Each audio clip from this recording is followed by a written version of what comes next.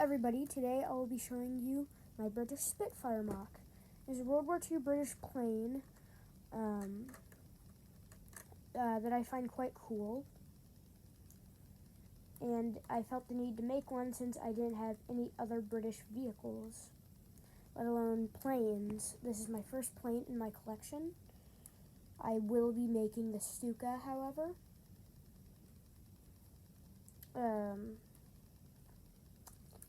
Brian Fitzman's video is extremely helpful, and the thumbnail helped me out a lot on how I made the back of it and wing and back, just the back segment of it. And you can see the little details on here. Most difficult part about it is making the cockpit just right, because there's just so many little details in the cockpit that you need to add. The only real thing that I feel could need an improvement is the fact that I couldn't use these pieces, these robot arm pieces, as they would not fit on it without going either outwards or inwards, and that would disrupt the person sitting inside. So there you can just see a smooth cockpit. So I made it using these.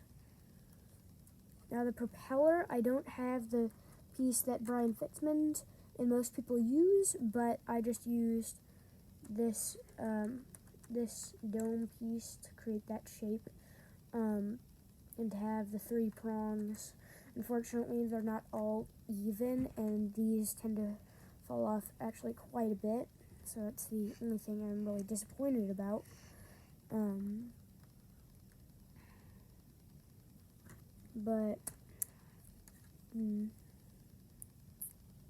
But that's pretty much the only thing that I'm disappointed about is the cockpit.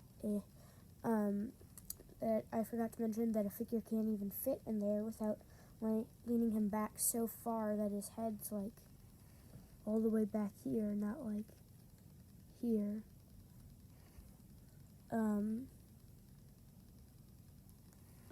And these bits don't actually touch the ground that much, and the propeller.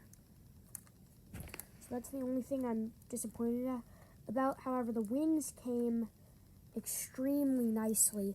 I really like the technique that Brian Fitzman used for the kind of back wings, and I just think that looks really nice. Completely copied this from Brian Fitzman's design, except for the French flag on it. The back cockpit area, not the back cockpit, but the back segment of the build just is so good, and the wings just flow so nicely, and the machine guns, they're just perfect.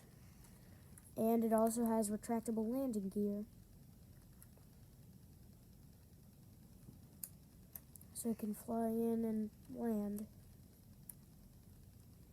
I don't use that so much since they tend to break, since they're extremely brittle and weak. The sloping on this is really good also. That's one of the main things I don't like when building planes. Overall, this is a pretty good build, and I really like it. That's going to be it for the build.